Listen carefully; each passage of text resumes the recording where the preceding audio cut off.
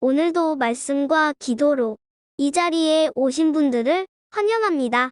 오늘 본문 말씀은 시편 18편 20절로부터 31절 말씀입니다.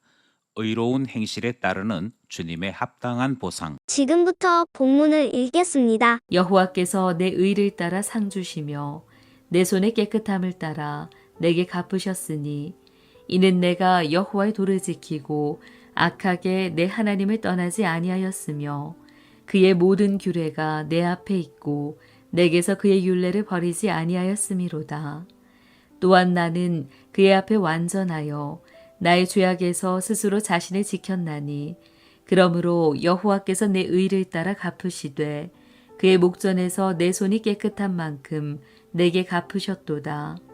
자비로운 자에게는 주의 자비로우심을 나타내시며 완전한 자에게는 주의 완전하심을 보이시며 깨끗한 자에게는 주의 깨끗하심을 보이시며 사악한 자에게는 주의 거스르심을 보이시리니 주께서 곤고한 백성은 구원하시고 교만한 눈은 낮추시리이다.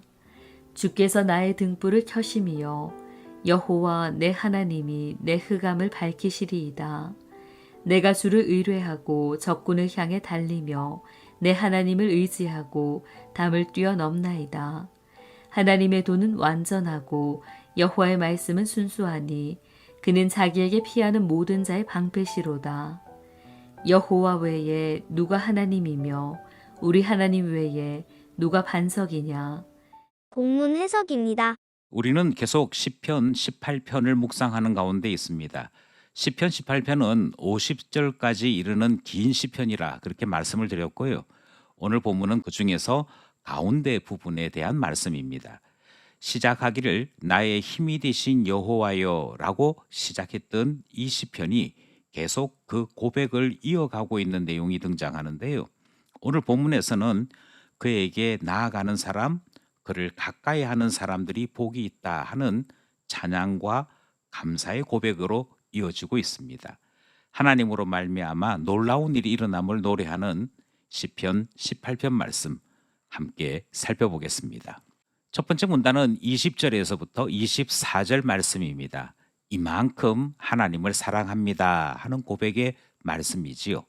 다윗은 하나님께서 자신의 의를 보시고 상을 주셨다 그렇게 노래합니다. 그가 악에서 떠나 하나님께 가까이 간 것, 그리고 주님의 말씀 규례에서 어긋나는 일이 없었다 하는 것을 간증으로 고백하고 있지요.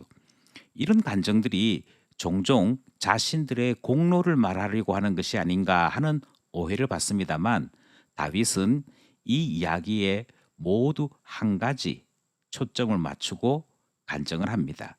그것은 하나님을 제가 이만큼 사랑하고 있습니다 하는 마음의 표현인 것이지요.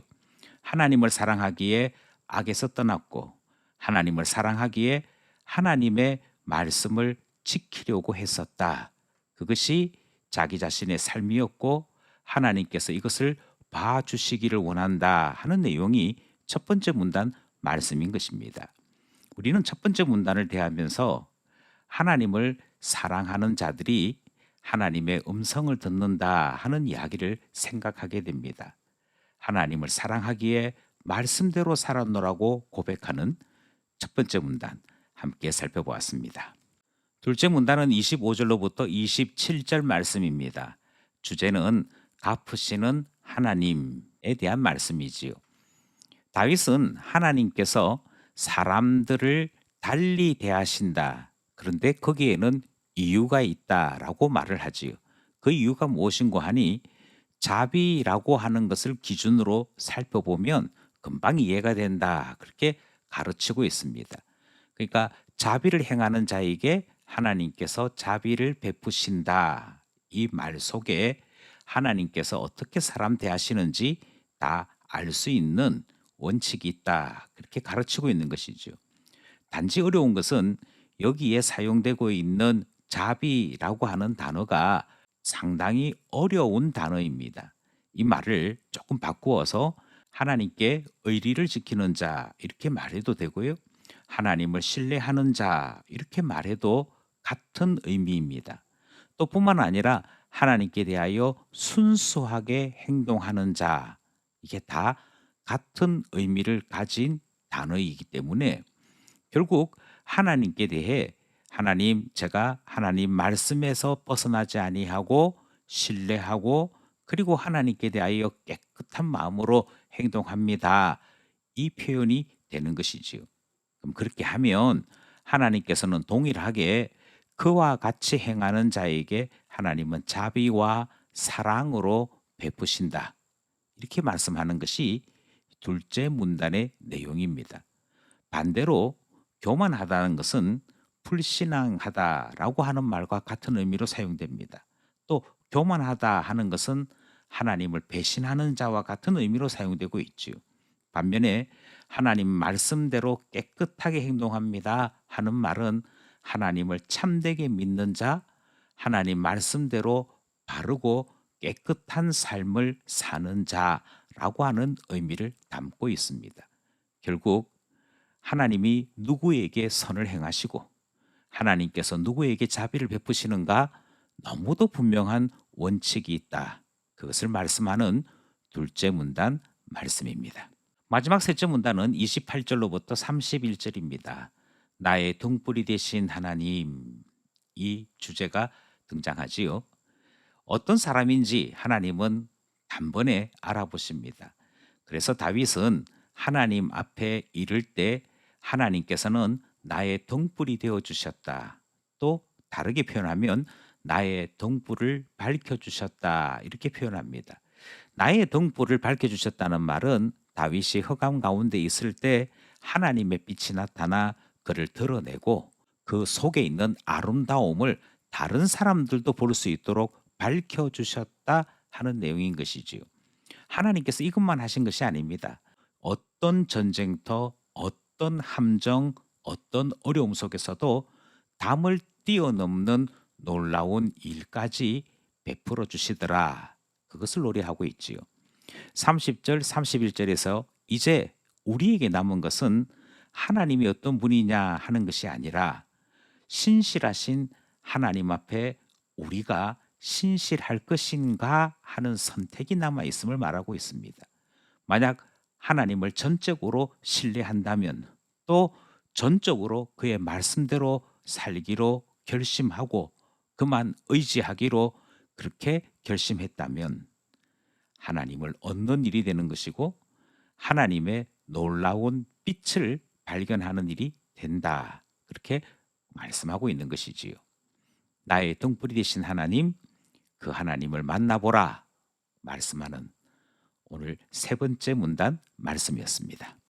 말씀을 따라 기도하며 결단해 봅시다. 첫 번째 기도 제목은 하나님을 사랑하는 사람들은 하나님의 음성을 듣는다 하는 말씀 들었지요. 이 말씀을 붙잡고 기도합니다. 날마다 말씀과 기도로 살아가는 기쁜 가족 되게 해주십시오. 하나님 말씀을 묵상함으로 거룩함을 배우는 하나님 백성 되게 해주십시오. 기도하게 되는 것이지요. 둘째 기도 제목은 하나님을 향한 나의 마음이 신실할 수 있기를 원해 기도하게 됩니다.